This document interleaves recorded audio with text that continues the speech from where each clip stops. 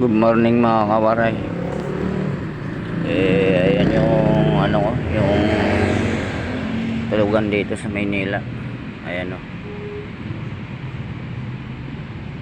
Ayan tulugan ko sa Maynila.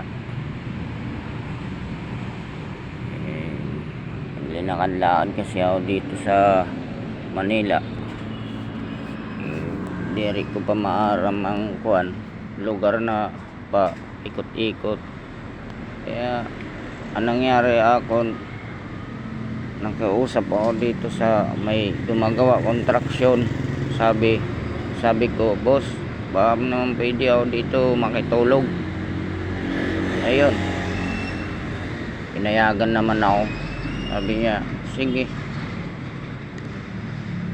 Sabi ko sa kanya, matagal na ako naglilinakad-lakad dito, 3 linggo na, pero wala akong mahanap ang matutuluyan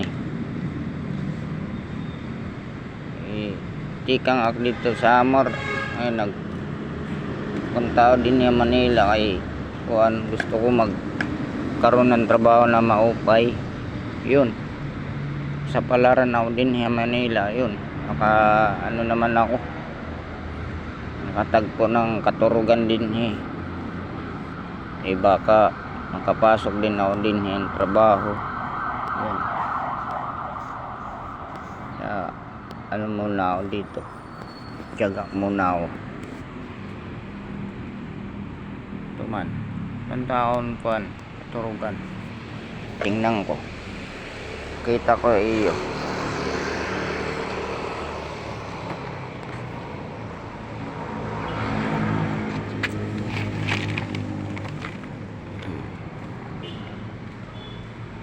Ayan, yan na akong bag.